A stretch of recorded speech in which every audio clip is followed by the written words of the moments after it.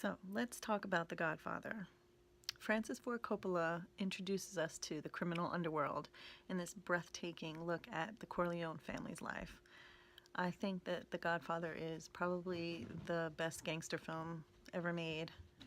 The cinematography, the lighting, and the acting bring the screenplay to life. This film possesses many masterpiece qualities. I especially appreciate the editing process for this film. There are minimal cuts, and the scenes play out longer than in most films. Even though the film runs about 3 hours, the pacing is steady and doesn't bore the viewers. Arguably, the best scene of the film is going to be the first one in Don Vito's office. The cinematography and the lighting give off this ominous feeling that's completely offset with the bright and happy wedding that's taking place just steps away. The cinematography and the lighting paint a beautiful post-war backdrop for the story. All of the acting performances are sublime. You get the feeling that you're being drawn into the life of the family. Marlon Brando's performance was stellar, possibly his best. His use of the cat as a prop is it's perfect.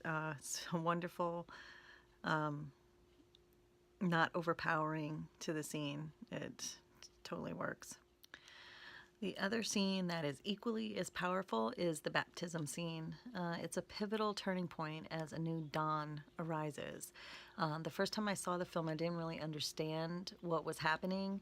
I've seen it several times since then, and I just love the way that the scene plays out so that Michael can establish his alibi, meanwhile taking out the heads of all the 5 families. It's pretty incredible. Gordon Willis did an extraordinary job as the film's cinematographer. He did something that was considered groundbreaking for the time. He used dark cinematography. It was how he was able to achieve the period look. The simplicity works in favor of the film. It's lovely and depressing all at the same time. Roger Ebert thought that The Godfather's success was due to inspired casting choices. He was definitely right about that. Every actor was perfect for his or her role, and it was just one of the many areas that Coppola had to fight to gain control of during the filming process. I never really understood the whole termite white elephant art thing, but I would think that The Godfather is mainly termite art. Francis Ford Coppola said to NPR that he never imagined that this film would be nominated, let alone win several Academy Awards. The only argument for white elephant art would be that the form of cinematography could be considered artsy for the time period. The General surprised me the most of all the films that we watched over the semester. I never imagined that a silent film could hold my interest the way that The General did.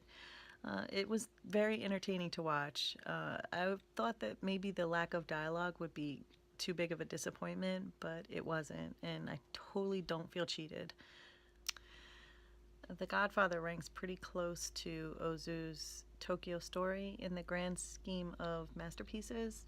His films are really disorienting to watch, and he purposely breaks every cinematic rule there is. It makes me feel pretty uneasy.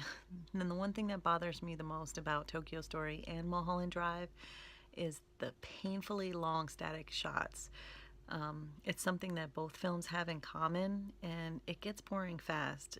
I think that those shots are pointless, and there's no real place in the story for them.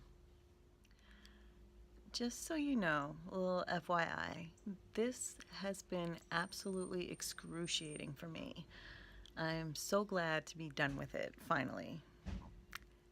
Have a nice summer break.